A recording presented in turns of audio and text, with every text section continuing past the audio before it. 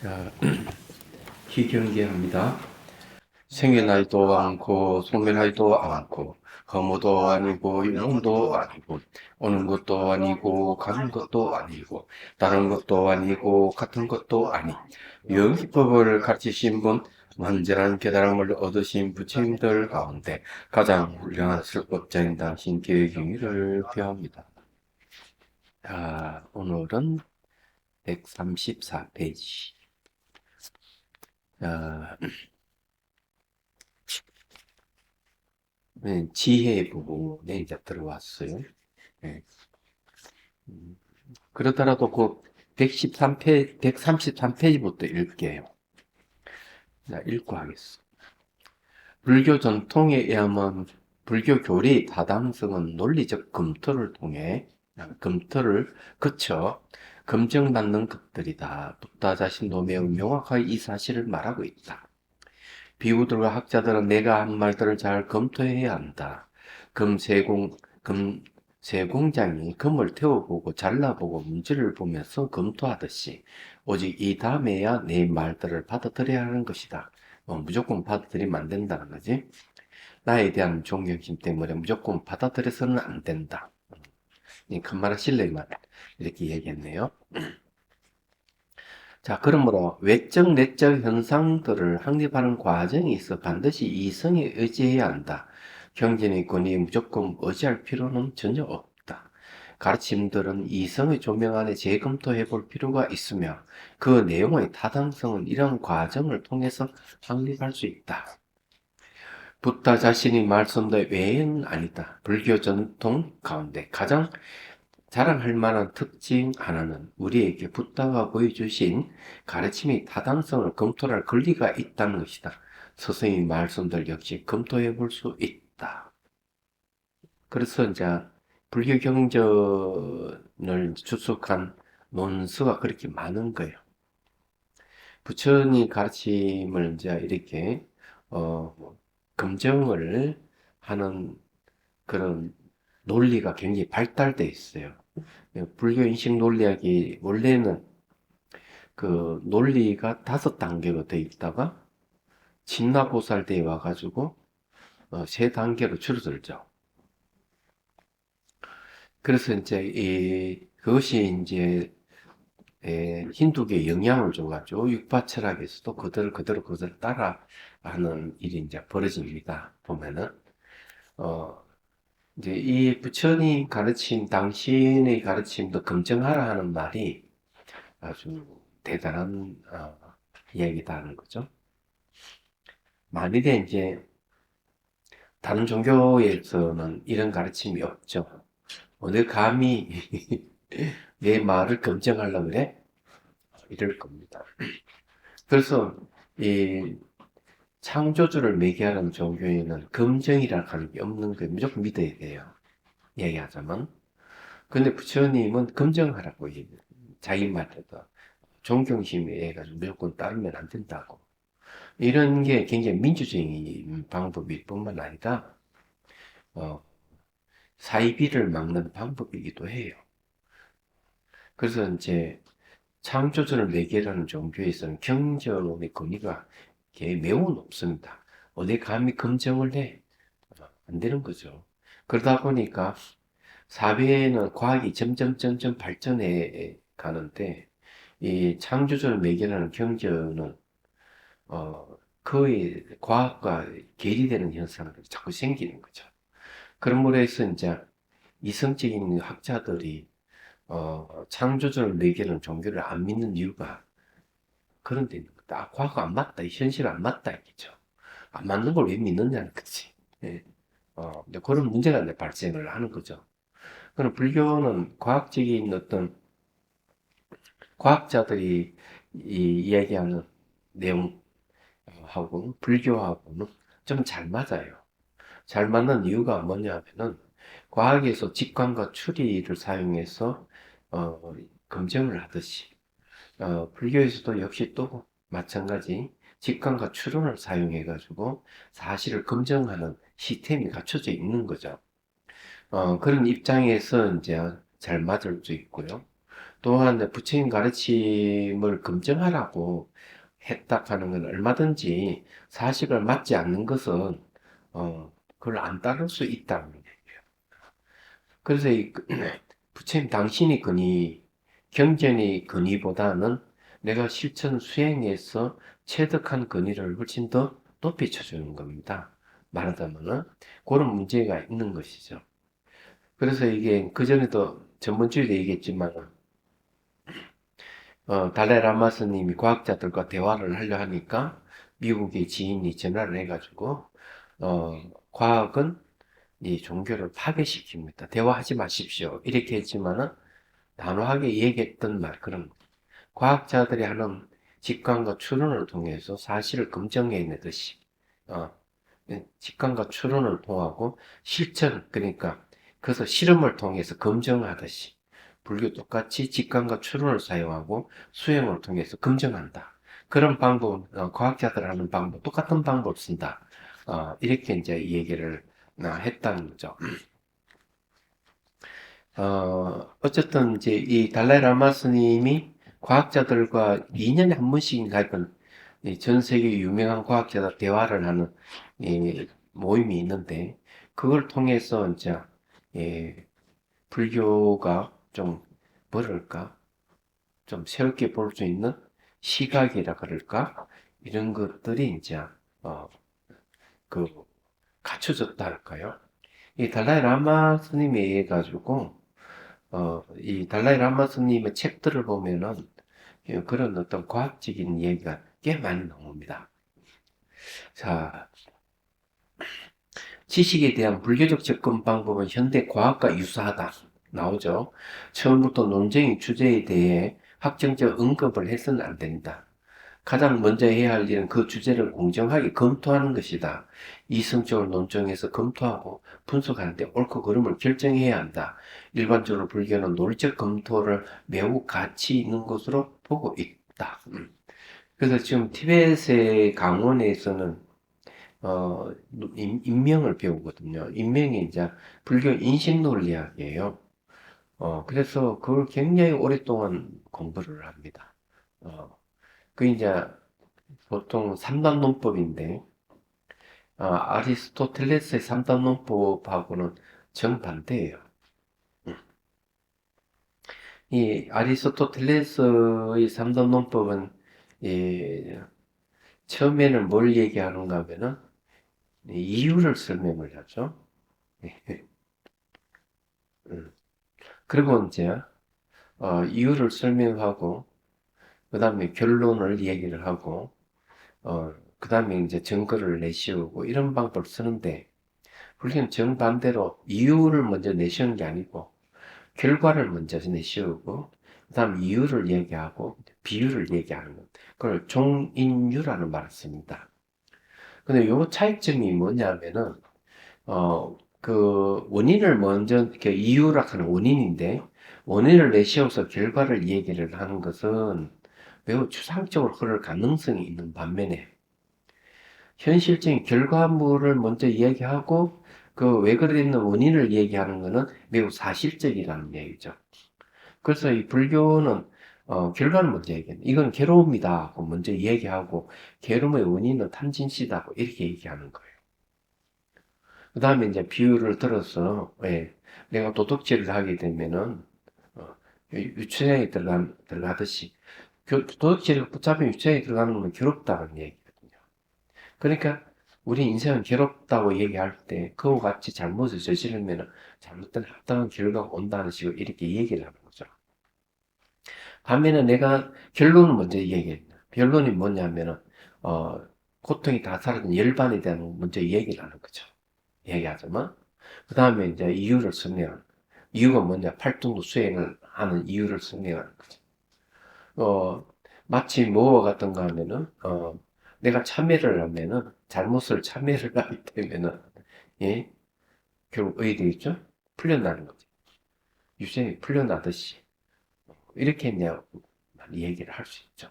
그냥 고집 멸도를 갖다가 앞에 고집은 세속에 대한 죄라면은 멸도라고 하는 거는 이제 진죄에 속한단 말이에요. 그런 식으로 비유를 들어가지고 이 얘기를 할 수 있는데, 종인유라하는 종은 결과, 그 다음에 인은 원인, 그 다음에 비유를 들어서 다시 증명하는 이런 구조로 되어 있어요. 이런 구조는 현실적으로 고통을 겪고 있는 걸 근거로, 현실적으로 내가 수행해서 열반을 얻는 걸 근거로 해서 얘기를 한다는 데 있어요. 그래서 이제 이 논리적 검토락 하는 것이 바로 그런 걸 얘기를 하는 거예요. 그게 굉장히 발달되어 있다는 거죠. 말하자면은 발달되어 있기 때문에 불교에서는 이제 사이비가 나오기가 어려운 거. 이런 거는 지혜 부분이거든요. 논리적인 거라든지 논리적인 판단이 들어가는 건 다 지혜 부분에. 그래서 이 제목이 지혜입니다. 얘기하자면 반야시를 얘기하죠. 자, 그 다음에 어떤 사실을 검토할 때는 토대, 방법, 그리고 결과를 확립하는 것이 중요하다. 여기에서 토대란 현상의 참모습 또는 진실을 말한다. 우리는 그 참모습을 토대로 하는 수행의 길을 따르고 수행의 결과를 성취한다. 수행은 단순한 마음의 조작이 아니라 실제로 실현 가능한 것이다. 만일 수행의 기반이 상상의 산물에 불과한 것이라면 그 수행을 따라해서는 마음을 바꾸거나 변형시킬 수는 없고 결국 목표인 윤회로부터 자유를 성취할 수 없을 것이다. 이게 상당히 중요한 말인데요. 수행의 기반이 상상의 산물에 불과한 것이라면 결과도 아무 성취할 게 없다고 이제 이 얘기를 합니다. 그래서 수행이라 하는 게 이제 이 기반이 참 중요한 거예요. 예. 기반이라는 건 토대를 얘기하는데 토대라 하는 현상의 참모습 또는 진실을 말한다 이렇게 얘기해요. 그걸 근거를 해야 되지. 그런 기반이 상상의 산물에 불과한 것으로 하면 안 된다 이죠. 상상의 산물이라 하는 거는 현실적이 아니고 허황된 것 얘기하지만 눈앞에 없는 것들을 근거로 해가지고 하는 곤란하다. 그래서 이제 수행을 보면은 관찰 대상이 신수신법을 얘기한 조경제를 보면 신이라고 몸을 얘기한 거. 이게 사실적인 거예요. 그 다음에 이제 감각이죠. 몸이 사라지고 이러도 감각이 남으면 감각 관찰 대상으로. 감각을 관찰 대상으로 하다 보면 이 감각을 통해서 일어나는 여러 가지 이제 심리 현상들을 알 수가 있고, 그 다음에 이제 심황을 알 수 있고, 심리 현상 법이라고 얘기하고, 심황은 이제 심리 현상을 그 본체라 해야 되나? 그 심황을 얘기를 하는 거죠. 그냥 감각이라 하는 건 접촉에 의해서 감각이 일어나는데 감각을 통해서 표상장애 나오고 형성장애, 판단장애 이렇게 심리가 일어난단 말이에요. 일어나기 때문에 감각 관찰을 당연히 한 거죠. 그렇게 하면은 이제 마음도 알 수 있고 마음의 현상도 다 알 수가 있는 거예요. 그 출발이 뭐냐면 몸 관찰부터 시작하는 거죠. 그 사실을 기반으로 한다 여기서 어 그런 걸 얘기는 하는 거죠. 그런데 이제 상상의 산물에다 기대면 어떻게 되느냐. 상상의 산물 같은 건 대체적으로 어떤 것이냐면 창조주 같은 경우, 창조주는 눈을 볼 수도 만질 수 없는 걸 대상으로 보자. 그건 상상할 수밖에 없어요, 사람들은. 그런 걸 기반으로 계속 뭘 하려고 그러면은 결국 아무것도 자기 마음을 바꾸지도 못하고 자유를 성취할 수도 없다. 얘기하자면 그런 얘기. 굉장히 막연하잖아요. 예. 제사를 지내는 거는 어떻게 보면은 돌아가신 아버지, 할아버지, 이때 이거는 제사 지내는 거는 살아있는 사람이 돌아가신 걸 기점으로 해서 제사 지내는 건 어느 정도 이렇게 맞아 들어가요. 예를 들어 뭐 토지신이라든지 하늘의 신이라든지 바다의 신이라든지 이런 거는 상당히 이게 눈을 볼 수 만질 수 없는 거 얘기하잖아. 그런 걸 토대로 해서 수행을 할 수 있을까? 못합니다. 안 되는 거죠. 생각해보면 알 수가 있는. 그래서 이제 여기에서 이제 얘기하는 그런 얘기입니다. 자, 이 세 가지 가운데 결과인 붓다의 경지는 많은 위대한 특징을 가지고 있다. 자, 여기에서 이제 토대, 방법, 결과 세 가지잖아요. 네. 방법은 이제 수행 방법을 얘기하죠. 네. 뭘 토대로 해가지고 하느냐 하는 겁니다. 결과는 이제 바로 이 내가 수행한 결과를 얘기하죠. 근데 이 세 가지 가운데 결과인 붓다의 경지는 많은 위대한 특징을 가지고 있다. 이 특징들은 올바른 원인과 조건들을 수행하고 수행과 실천의 결과가 모여 이루어진 것들이다.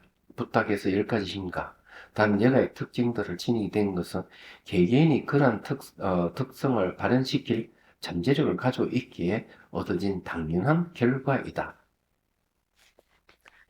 이제 예를 들어서 이제 얘기하면 간신보살 이러면 아예 간신보살은 뜬구름 잡는 뭘 같이 이렇게 상상의 산물 같이 생각되잖아요. 그런데 간신보살이 왜 그런 되었느냐 추측해 보면은 결국 간신보살도 우리가 똑같은 사람이었고 그 다음에 이건 원통이나 수행을 통해서 간신보살이 되었다는 수행이 산물이에요. 우리는 그런 생각하지 않고 간신보살을 알고 어렵고 힘들면 간신보살을 도와주십시오 이러잖아요. 알고 보면은 도와줄 수 있는 우리를 도와줄 수 있는 힘을 가진 간신보살은 어디서 그런 힘을 가졌느냐 수행을 통해 가지고 그런 힘을 가지게 됐다 이 이야기를 하는 거죠. 똑같이 부처님도 이런 수행 결과에서 10가지 힘을 가지게 됐다 이런 거. 그럼 여기 이제 토대 바탕 결과를 한번 얘기를 우리 이제 수행을 얘기를 하려면은 첫 번째는 토대가 있죠. 그 다음 방법이 있고 그 다음 결과가 있어요. 이렇게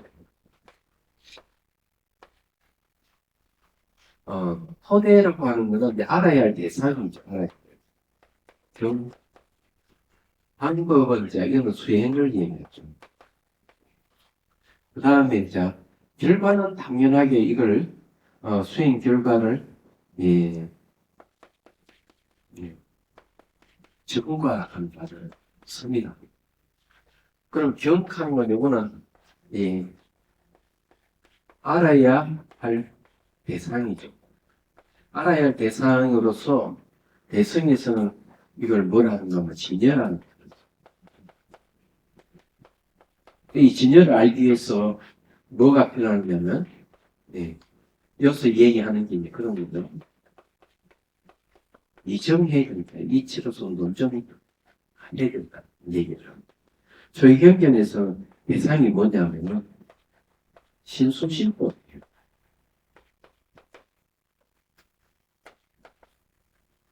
신은 뭐? 감각, 심은 마음, 그리고 마음의 현상이죠. 이렇게 딱 돼 있어요. 근데 왜 여기에는 대성에서 진여란 말을 쓰는가 하면은, 당연하죠. 고진별도를 얘기하면은, 대성의 출발은 여기서 집에서 출발. 대성. 집은 뭔가, 집에서 출발하는 게, 큰일 날 뻔해. 멸에서 출발하는 거예요. 죄송해요. 가끔 제가 이렇게.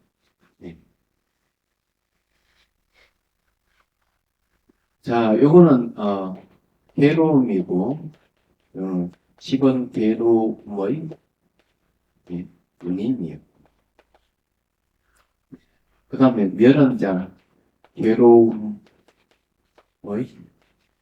원인 소멸을 얘기하고, 오락하는 거는 소멸 방법이죠. 멸이 됐는데, 요 멸이 이제 괴로움의 원인이 소멸한 멸에서 시작하는 게 대성이에요. 얘기하자면. 그래서 여기에 이제 멸을 열반이라는데, 열반은 이제, 깨달음은 공이에요. 공의 다른 이름이 진여로 갑니다. 그래서 이 진여라 하는 말은 이 초기 불교부터 내려오는 것을 전제로 깔고 있는 거예요. 그 앞에 생략됐다 보면 진예라.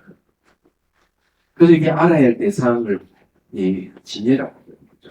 진예를 이제 얘기를 하면 두 가지가 있는 거죠. 하나는 가르침, 하나는 가르침에 대한 이치를 쓰면 수행이라 하는 거는 여기에는 이제 다른 어떤 행을 얘기하죠. 그리고 이건 정연히 결과를 얘기해요. 그러니까 교리행과가 됩니다. 그래서 교리행과를 다시 얘기하면 교를 갖다가 가르침을 믿어야 돼요. 이치는 왜 됩니까? 알아야 하는 거죠. 알겠지 않습니까? 그 다음에 이건 같은 행을 얘기하고, 요거는 이제 정을 신내행정이라는 말을 써요. 이런 말을 쓰는 거예요. 그래서 이게 토대, 방법, 결과락 하는 게 이렇게 정리가 돼 있어요, 이게. 알고 보면. 그래서 이게 해심일경도 교리행가, 하암경도 교리행가.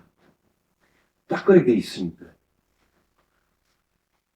이 가르침에 대해서 들으면 믿음이 생기죠. 이치에 대해서는 내가 사유해서 알게 되는 거죠. 수행은 똑같은 수행이 맞는 거예요. 그 다음에 그 결과락하는 게 증명되는 것들이지 다른 건 아니다. 딱 그렇게 돼 있어요. 그 뭐를 토대락한 게 여기 토대라고 얘기하는 게 뭐냐면은 요 경을 계속 연구하면은 요게 이제 딱 이 결과하고 그 증거하고 같은 내용이에요. 그러니까 경과 결과는 같은 내용이 같다. 나중에 마치 뭐 같은가 하면은 씨앗과 열매는 같은 경우가 되지.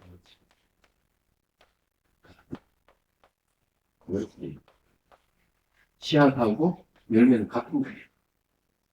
씨앗이 이제 바로 경에 속하면은 결과는 열매에 속하는 거지. 내용이 같아요.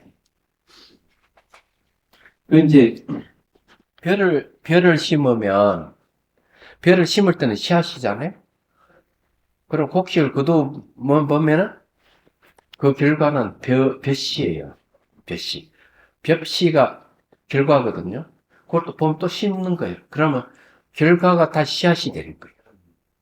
또 자라가 또 거두면은 벼씨예요. 벼씨가 결과예요. 씨앗이면서 결과예요. 결과이면서 씨앗. 이해가 되지 무슨 말인지. 딱 그렇게 돼요. 저걸 해보면은. 그래서 지금 이 존자님이 얘기한 내용 많은 토대, 방법, 결과 이렇게 얘기했는데 정확하게 옛날식으로 하면 경행과를 얘기한다. 그렇죠? 그래서 여기서 얘기하는 건 뭔가 하면 결국 부처님이 그 10가지 힘, 그 열의 10가지 힘을 보면은 그 주에 나왔던 도리에 맞는 것과 도리에 맞지 않는 것을 분별하는 힘, 업의 원인과 그 가보의 관계를 올바르게 아는 힘, 사섬의 판례철등의 선정을 아는 힘, 중생의 근기의 높고 낮음을 제대로 아는 힘, 중생이 원하는 것을 아는 힘, 중생이는 모든 현상의 본성을 아는 힘, 7번째, 중생이 여러 곳으로 향하여 가는 것을 아는 힘, 8번째, 나와 남의 과거의 일을 기억하는 힘, 9번째, 중생이 나고 죽는 것을 아는 힘, 10번째, 번뇌를 끊는 경지와 그 경지에 도달하는 법을 아는 힘. 10가지 힘이라고 하는 거, 이 알미입니다. 10가지 암. 이런 게 왜 생기느냐 하면은 수행 결과다. 이렇게. 자, 토대나, 네 번째 줄, 토대나, 고기까지. 첫 번째 줄 끝에 부탁해서 10가지 힘과 다른 여러 가지 특성들을 지니게 된 것은 개개인이 그러한 특성을 발현시킬 잠재력을 가지고 있기에 얻어진 당연한 결과이다. 이거는 인간에 또 그런 잠재력이 있다는 얘기예요. 토대나 기반 없이 얻을 수 있는 결과는 아무것도 없다. 어떤 사람이 일체지가 돌덩어리나 산에서 이나 산에서 발생한다고 주장한다면 이 주장은 터무니가 없는 것이다. 일체지라 하는 깨달음을 이야기하는데 이 깨달음이 돌덩어리 산에서 발생한다면 터무니없다 이게 그 주장이. 의식의 기반 위에 방편과 반야를 함께 닦는 것이 일체지를 발현시킬 수 있다고 말하는 것이 논리적으로 훨씬 더 타당하다. 자, 여기 의식이 기반이라는 데 저기 진열학하는 게 사실은 바로 우리 마음을 얘기하거든요. 그래서 얘기합니다. 방편과 반야를 이 의식 기반 위에서 방편과 반야를 함께 닦는다. 그러니까 여기 수행의 주체가 뭐냐면 의식이에요. 네.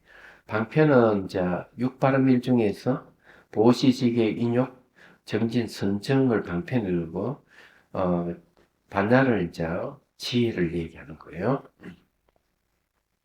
그래서 토대를 건립하는 것이 필수적이다. 이것은 단순한 정신적 조작하고는 다르다.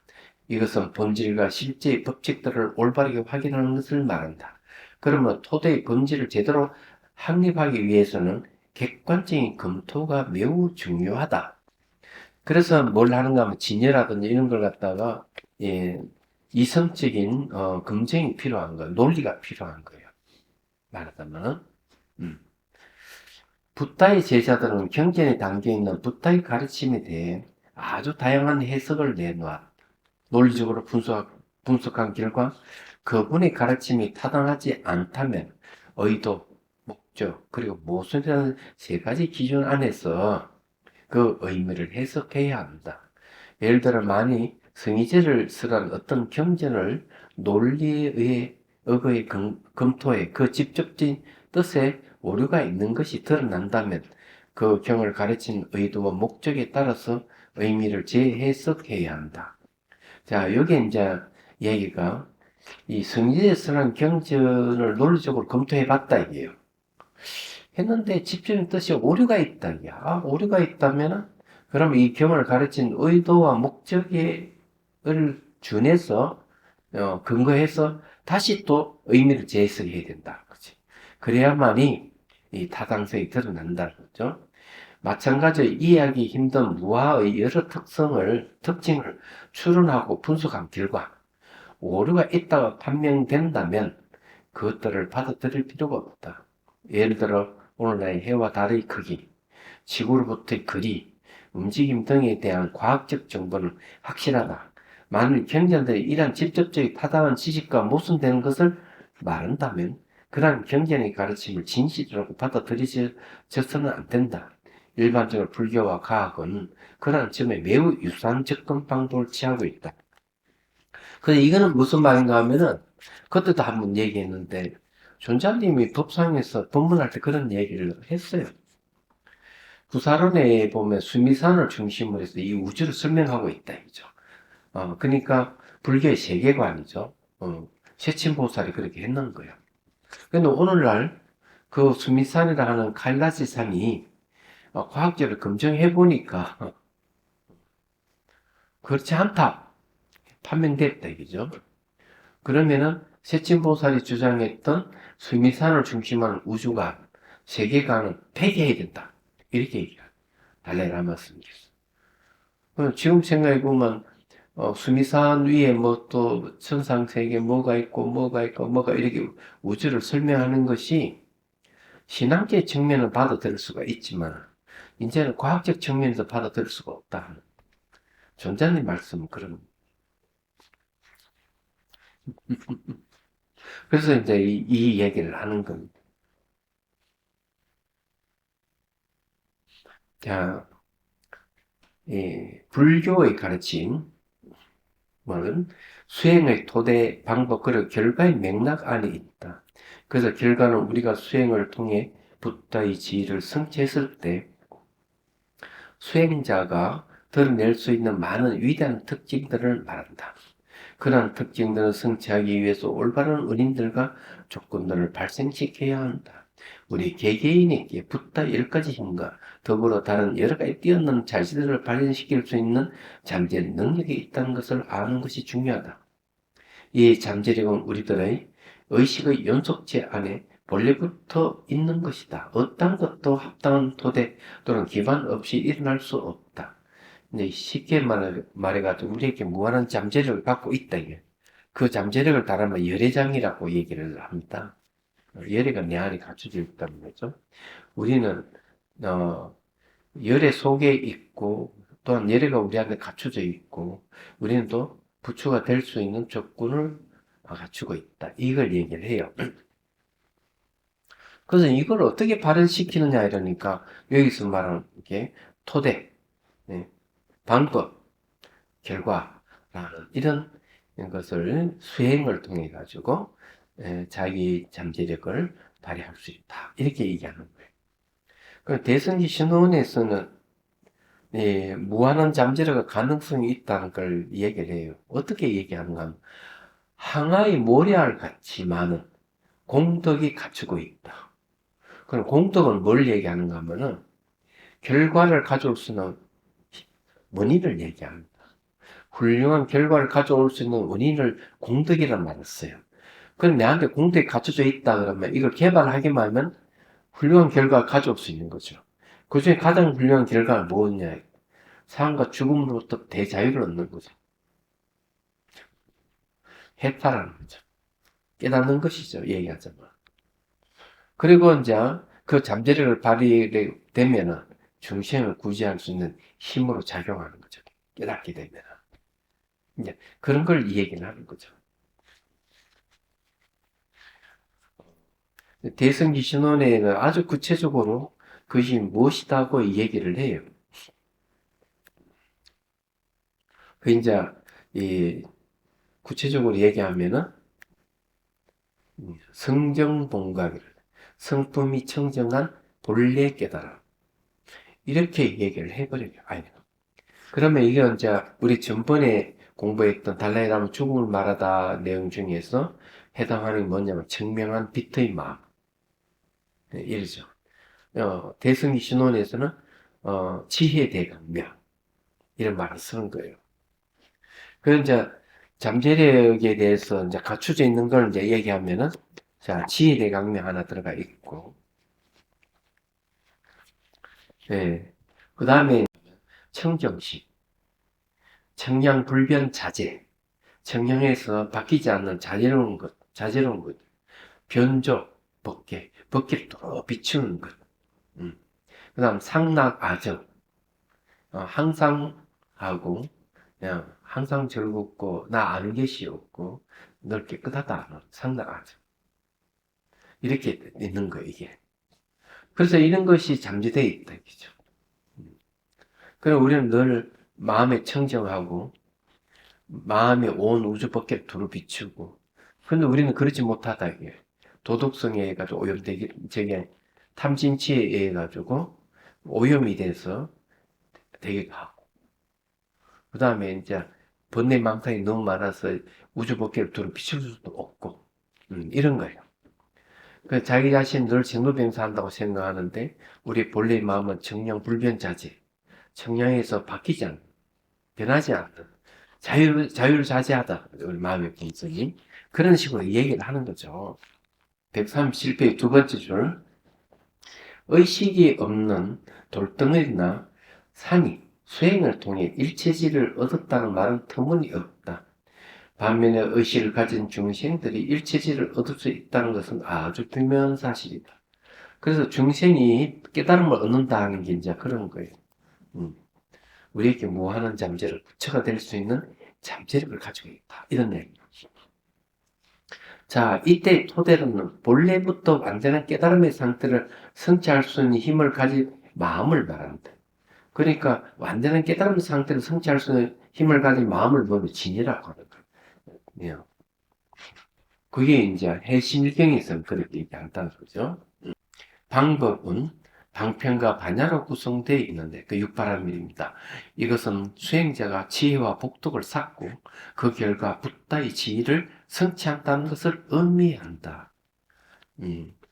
이 복덕을 왜 쌓느냐 하는 게 있어요. 복덕은 선행하는 거잖아요. 남을 도와주는 거잖아요. 착한 행을 하는 게 이제 복덕을 쌓는다. 이것이 남을 도와주는 행위를 반복했을 때 도와주는 힘이 생기잖아요. 그게 뭘로 발전하는가 하면 연민으로 발전합니다. 그리고 그것이 또 보리심으로 발전할 때. 그래서 도와주는 행위를 해야 돼요. 차별하면 안 돼요. 그 이제 어떤 사람은 여기 뭐 예를 들어 가지고 뭐 물건 팔러 왔다. 예. 뭘 하나 판매하기 위해서. 왜냐하면 자기는 먹고 살기 위해서 그럴 수 있는 거죠. 근데 이걸 이제 스님한테 갖다 대니까 옆에 있는 보살들이 막 막아서 접근 못하게 하는 거죠. 당신 여기 올 자리가 아니게 가라고 밀쳐내버리는 거죠. 그러면은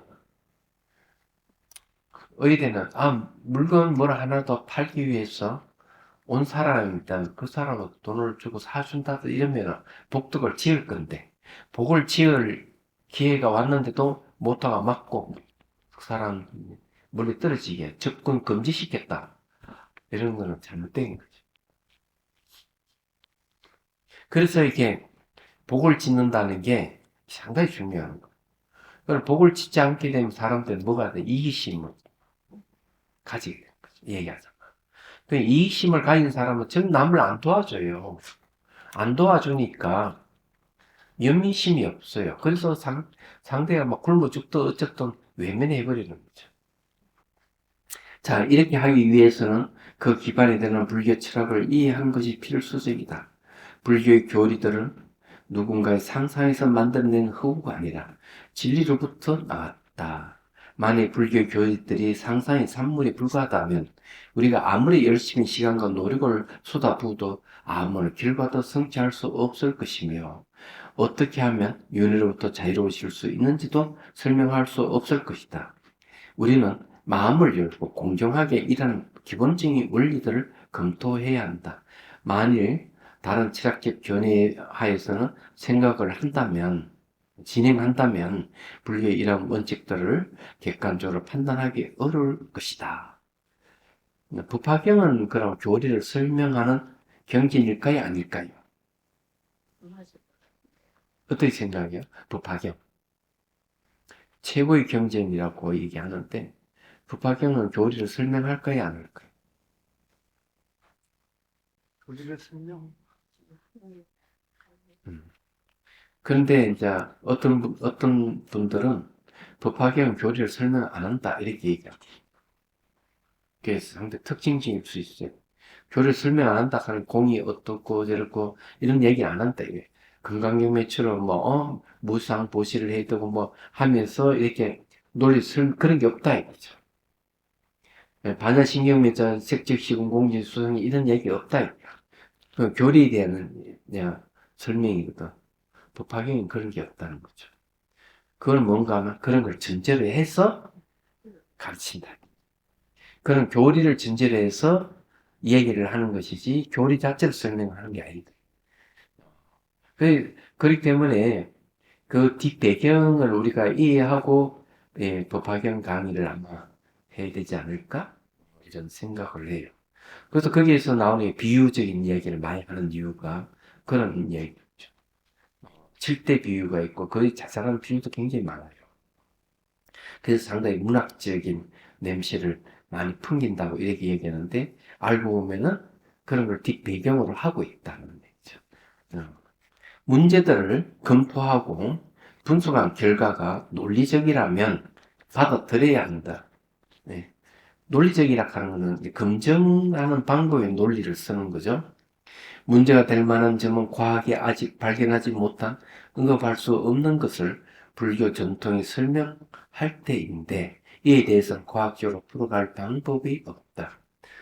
제가 그 과학적인 얘기를 왜 많이 제가 해왔느냐 이러면은 불교적인 입장에서만 얘기를 하니까 굉장히 설명하기 어려운 점이 많아요. 예를 들어가지고 유식 무경 같은 오직 마음으로 다른 경계가 없다.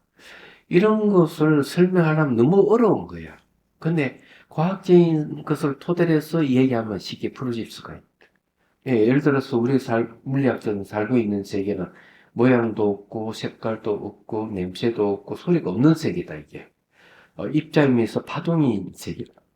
이렇게 얘기하는 거죠. 에너지의 흐름이다. 이렇게 얘기하거든요. 그럼 어떻게 모양과 색깔이 있고, 소리가 있고, 냄새가 있느냐는 거지. 그러니 그게 입자의 파동이 눈으로만 그것을 마음이 모양과 색깔로 또 전환시키고, 코로 오면은 코가 분광기 역할을 해가지고 냄새로 전환되고, 귀로 오면은 예, 파장을 소리를 다 전환시켜버린다. 그렇죠? 전환시키는 게 누가 하겠어? 마음이 하는 거죠. 알고. 그래서 이 보이고 들리는 세계가 전부 다 마음에 의해서 재해석된 세계인 거예요. 마음에 의해서 해석된 세계는 환경과 같은 것이죠. 실제 한계다. 진실은 물리학자들이 얘기한다면은 입자이면서 파동일 뿐이다. 그래서 어떻게 보면 유실무견이 맞잖아요. 오직 마음뿐이 다른 경계가 없다는 말이 딱 나오잖아요. 그래 이게 과학이 참 중요하다. 근데 여기 달라이 라마 스님 말씀은 아직까지 과학이 과학적으로 풀어야 할 수 있는 과학이 아직 발견하지 못한 그런 것도 있다. 내가 말하자면 자, 그러나 과학적으로 증명된 것들을 다룰 때는 불교 문헌들의 기술된 내용들을 교조적으로 고수하려고 해서는 안 된다. 교조적으로 고수하려고 해서는 안 된다. 했어요. 네. 그래, 이런 걸 뭔가 하면은 불교 문헌, 특히 경전의 권위를 막 내세우고 이러면 안 된다. 과학적 증명된 것들을 다룰 때는 그렇다. 이거죠. 위에서 말했듯이 수행의 단계는 근본적으로 궁극적인 진리인 진재와 일반 세상의 진리인 속죄의 진속 이제를 그 토대로 하며 방편과 지혜의 수행을 그 길로 삼고 네. 깨달은 존재의 지혜의 몸과 신체의 성취를 그 결과로 합니다. 자, 이게 뭡니까? 진재와 속죄라는 말을 썼는데 진여가 뭔가 하면 진재거든요. 그래서 이렇게 진속 이재를 토대로 한다 하는 말이 여기서 하네요. 맞는 이야기죠. 진속 이재. 진속 이재를 토대로 한다면은 속재는 뭐냐면 고성재와 집성재, 그러니까 괴로움과 괴로운 원인이 속재에 들어가고요. 예. 진재는 뭔가 하면은 괴로움의 원인이 소멸한 멸성재와 그 도달하는 방법인 팔정도가 그 도성재가 진재가 되겠습니다. 그래서 고진멸도 사성재가 진재와 속재예요. 그걸 이제 토대로 한다 하는 거죠. 이 진재라 하는 것은 출세간이고요. 속재는 세간을 얘기합니다. 그래서 깨달음을 얻으면은 진재가 성취된 거예요. 그래서 완전 앞에 우리가 공부했던 탈속한다. 출세간이 돼버리는 거예요. 그 불교의 목적은 뭔가 하면은 세속에 이게 있는 게 아니라 출세간을 목표로 하는 거예요. 얘기하자면. 그냥 출세간의 입장에서 다시 뭘 보는가 하면은 속죄를 보는 걸 얘기합니다. 수행은 속죄에서 진죄로 가는 거지만은 내가 깨달음을 얻어서 진죄가 됐으면은 진죄에서 다시 속죄를 보는 걸 얘기를 한다. 이게 다른 점이에요. 그래서 뭘 얘기하는가 하면은 이런 얘기를 하는 거예요. 경전에서 하는 얘기는 내가 생사에 머물지 않으면서 예, 생사에 머물지 않으면서 생사에 머물러서 고통받고 있는 중생들을 구제한다. 이런 말. 생사에 머물지 않으면서 생사에 빠져 있는 중생들을 구제한다. 이런 얘기. 그러면은 생사에 머물지 않는 것은 진재고, 삶과 죽음에 머물지 않는 진재고, 생사에 물들어 있는 중생을 구제하는 걸 속죄예요. 얘기하자 막. 이제 그래서 이제 그런 얘기를 하는 겁니다. 자, 속죄는 어떤 걸 속죄를 하는가 하면은, 자, 얼마 전에 이제 대선을 치렀다, 이겠죠? 대통령 선거를 했다. 그리고 새로운 대통령 선출했다. 이런 과정들이 다 속죄에 속하는 이야기하죠. 자, 얼마 있으면, 전임 대통령이 퇴임을 하잖아요. 퇴임을 해가 뭐 구속하니 어쩌니 뭐별 얘기 나오는데, 그거 다 속죄에 속하는 거야. 이야기하죠. 뭐. 진죄는 하나도 없어요. 그럼 속죄의 특징은 어떤 것이냐? 세속죄. 세속의 특징은 어떤 것이냐면은, 금불 10년이에요. 권력이 아무리 세다 해도 10년을 가기 어렵다. 높은 지위에 아무리 있더라도 반드시 내려오게 돼 있다. 예. 그래, 그 다음에 이제 푸틴이 우크라이나를 갖다가 침범해가지고 좀 전쟁을 벌이고 있다면, 그건 뭐냐? 그건 속죄를 하는 거죠. 근데 결국 푸틴도, 영원하지를 못하다. 자기 그래 버려놓고, 전쟁도 언제나 끝이 날 것이다. 예. 생기면 반드시 사라지는 세계가 속죄의 세계다. 그냥 진재의 세계에는 그런 세계, 생기고 사라지고 하는 세계가 아니다. 그래, 우리가 이제 공부하는 이유가, 탈속하기 위해서. 어? 세간에서 벗어나 출세간을 이루기 위해서 하는 거예요. 대단한 거죠. 음. 그런데도 끊임없이 우리는 그냥 되니 안 되니, 뭐. 요즘 또 가장 뭐, 금수완박이라는 것을 가지고 난리치고 있는데 전부 세속이에요, 전부. 네. 우리 이제 이 공부를 하는 거 보면 그런 내용 다 시시하게 짝이 없는 거지. 그런 거거든요. 그래서 이제 이 얘기를 하는, 이 지금 하는 게 굉장한 거죠. 우리 세상을 그렇게 넓고 크게 보는 게 아니라, 시간, 공간의 제약 속에 살고 있는 존재를 보는 거죠. 그 속에 살고 있는 거는 참 허무하게 짝이 없는 세계에 살고 있다. 이렇게 넓고 크게 안 보는 거예요, 이게. 아주 작은 티끌 같은 생기면 사라지는 세계에 살고 있다. 딱 이렇게 얘기해버리죠. 말하자면. 욕만 늘었어요. 응? 욕만 늘었어요. 근데 선생님, 뭐, 어쨌든 중생은 몸을 받아봤기 때문에 그거를 떠나서는 생활이 안 됩니다. 예. 그래서 떠나서는 생활이 안 되기 때문에 그것을, 토대로 해가지고 진재를 얻어야 되겠지. 네. 출세관을 얻는 거지. 그래서 욕을 너무 많이 해가지고. 예. 진짜. 그건 당연한 거예요. 근데 그것을 거기에 출세관을 얻는데 쓰지 않고 내들어오고 죽이라, 엎어라, 뭐 이것만 한다 이게야. 나는 이익 볼 때는 너는 손해봐라. 네, 이런 세계에 살고 있는 거지. 말하자면. 그래서 그 중에서 정신이 조금 있는 사람들은 복덕을 짓는 행을 하는 거죠. 남 어렵고 힘든 도와주고 이렇게 하면서 막 성을 내고 이러면 그렇게 하면 안 된다고 싸움도 말리고 이러잖아. 이런 사람이 어떻게 보면은 이 세속에 살면서도 출세관을 지향하는 사람이라고 봐야죠. 그런 것이죠. 자, 봅시다. 요게 이제 진속 이제를 토대를 한다는 거는 진제는 말과 생각을 떠난 세계고요. 속죄는 말과 생각을 근거한 세계를 얘기합니다. 그런데 진제를 밝혀내려면 말과 생각을 떠난 시공을 벗어나 있는 이 진리 세계를 표현하려면 뭐가 필요할까? 속죄가 필요해요. 그래서 언어를 빌리고 문자를 빌려야 돼요. 생각을 빌려야 돼요. 그래야만 진제가 드러날 수가 있는 거죠. 그래서 진속 이제를 분리시킬 수가 없는 이유가 거기에 있습니다.